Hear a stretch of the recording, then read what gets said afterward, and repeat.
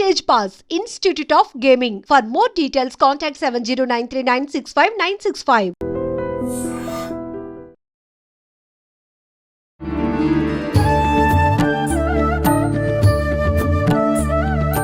నమస్కారం, welcome to I dream. ధర్మ మార్గం విత్ విజిత కార్యక్రమానికి స్వాగతం. ప్రస్తుతం మనతో పాటు ఉన్నారు ఆధ్యాత్మిక గురువులు, ప్రణవ పీఠాధిపతులు, త్రిభాషా మహా సహస్ర అవధాని డాక్టర్ శ్రీ వద్దిపర్తి పద్మాకర్ గారు. ఇప్పుడు గురువుగారితో మాట్లాడి మరిన్ని విషయాలు తెలుసుకుందాం. మనకున్న సందేహాలన్నింటినీ కూడా నివృత్తి చేసుకునే ప్రయత్నం చేద్దాం. నమస్కారం గురుగారు. గురుగారు, ఈ మధ్య కాలంలో ఎక్కువగా ఆడవాళ్ళు లలితా సహస్రనామ పారాయణం అనేది చేస్తూ ఉన్నారు. అంటే అది ఆలయంలో కూర్చొని చేసినా సరే, ఇళ్లలో అయినా సరే, ఒక నలుగురు అంతా ఒక దగ్గర కూర్చొని పారాయణం అనేది చేయడం ఎక్కువగా చూస్తూ ఉన్నాం. అయితే ముందు నుంచి లలితా సహస్రనామ పారాయణము ఇదంతా కూడా వైశిష్ట్యం ఉన్నప్పటికీ ఏదైనా ఒకరు మొదలు పెట్టారు అంటే దాని గురించి ఇంకెక్కువగా ఇప్పుడే కొత్తగా ఏదో ఉంది అనేటట్టుగా మాట్లాడుకుంటారు. అసలు ఏంటండి లలితా సహస్రనామ పారాయణం చేయవల్ల కలిగే ఫలితాలు ఏంటి? సృష్టౌ యా సర్గరూప జగదవన విధౌ పాలినీ యా చ రౌద్రీ సంహారే చాపి యస్యా జగదిదమఖిలం క్రీడనం యా పరాఖ్య పశ్యంతి మధ్యమాథో తదను భగవతీ వైఖరీ వర్ణరూప శాశ్వద్వాచం ప్రసన్నా విధి హరిగిరిశారాధితాలంకరోతు. త్రిమూర్తుల చేత కూడా ఆరాధింపబడి అమ్మవారికి నమస్కారం చేసుకుందాం.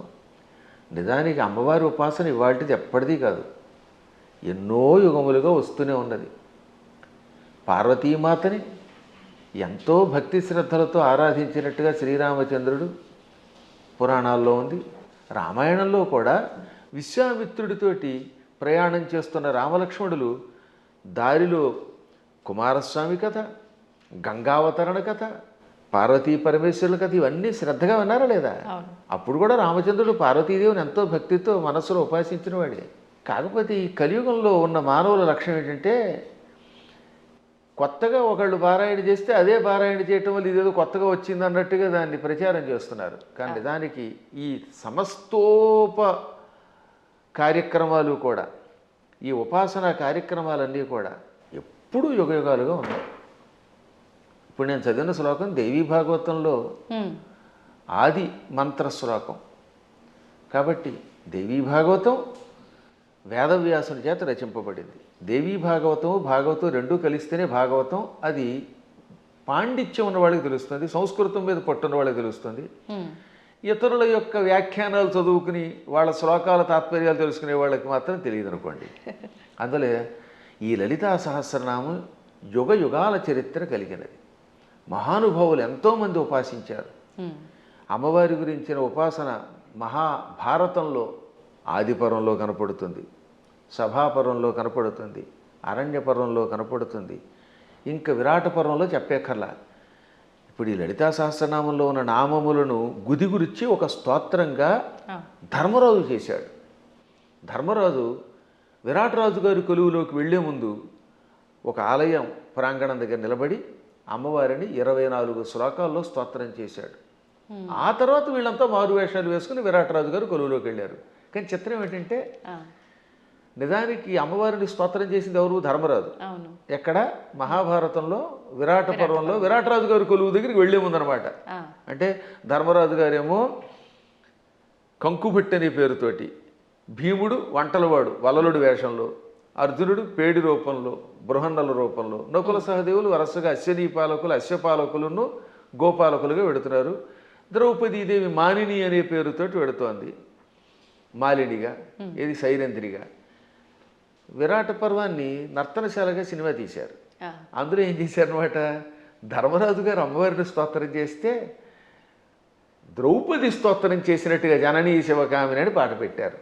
నిజానికి జననీ శివకామిని అందంగా పీసుశీల్ గారు అద్భుతంగా పాడిన స్తోత్రం నిజానికి ఎవరు చేశారనమాట? అది ఆ స్తోత్రం ధర్మరాజు చేశాడు. కాబట్టి ధర్మరాజు కూడా అమ్మవారిని ఉపాసన చేశాడు.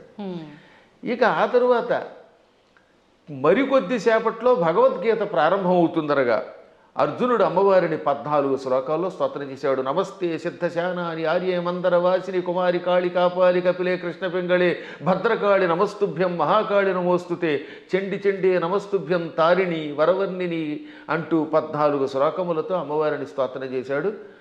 ఆ స్తోత్రాల్లో ఉన్న నామాలన్నీ లలితా సహస్రనామంలోవే. వాటిని ఇంకొక రకంగా గుదిగుచ్చి ఈయన స్తోత్రం చేశాడు. కాబట్టి వీళ్ళు అమ్మవారిని ఉపాసించారు. కాబట్టి అమ్మవారిని ఉపాసించటం అర్జునుడు చేశాడు కృష్ణుడి సలహా మీద, ధర్మరాజు గారు చేశారు. ఇంకా ఆశ్చర్యం, మనందరం ఎంతో ప్రామాణికంగా భావించే భాగవతం ఉందా? అవునండి. ఈ భాగవతంలో ద్వారకా నగరంలో శ్రీకృష్ణ పరమాత్ముడు సత్యభామాదేవి యొక్క తండ్రి సత్రాజిత్ అభాండం వేస్తే అభాండం నుంచి బయటపడడం కోసం వెళ్ళాడు. ఏది? మణి కోసం, శమంతక మణి కోసం. ఆయన ఎప్పటికీ రాకపోతే 28 రోజులు రాలేదు ఆయన. ఆ లోపు అమ్మవారిని స్తోత్రం చేశారు, అమ్మవారిని పూజించారు. ఎవరు? ఆయన భార్య రుక్మిణీదేవి, పక్కనున్నటువంటి మహానుభావుడు దేవకి వసుదేవులు అందరూ కూడా అమ్మవారిని పూజించారు. అప్పుడు అమ్మవారు ఏమంటుంది? బాలామణితో మణితో హేలాగతి వచ్చు వనరు హేక్షణుడనుతు అని అమ్మవారు పలికింది. తొందరలో శ్రీకృష్ణ పరమాత్ముడు భామామణితో వస్తాడు. అక్కడ భామామణి అంటే జాంబవతి, జాంబవతిని తీసుకొస్తాడు. మణితో వస్తాడు, జాంబవంతుడిని జయిస్తాడు, ఆయనకి కీర్తి వస్తుంది అని అమ్మవారు పలికింది. కాబట్టి సాక్షాత్తు శ్రీకృష్ణ పరమాత్ముడు అంతటి వాడు పునఃస్థాపన చేసిన ద్వారకా నగరానికి అధిష్టాన దేవత అంబిక. అంబిక అనే పేరుతో ఉన్నది. ఇది భాగవతంలో ఉన్నది, ఇంకెవరో పద్మాకర్ గారు రాసింది కాదు. కాబట్టి అమ్మవారి ఉపాసన ఎంత ప్రాచీనమో ఆలోచించండి. అలా ప్రాచీన కాలం నుంచి అందరూ అమ్మవారిని ఉపాసిస్తున్నారు. శక్తిని ఉపాసించకుండా ఎవడుంటాడు? ఇప్పుడు వెర్రి పెరిగిపోయి కొట్టుకోవడాలు పెరిగిపోయాయి. కాబట్టి అమ్మ లలితా సహస్రనామాలు, ఈ అమ్మవారి ఉపాసన యుగయుగాల చరిత్ర కలిగినది. అందులో ఇప్పుడు ఏంటంటే కలియుగంలో శక్తి కల్పం అవటం వల్ల ఎక్కువ పెరుగుతుందట. దీనివల్ల ఎక్కువ లాభం కూడా ఉన్నది.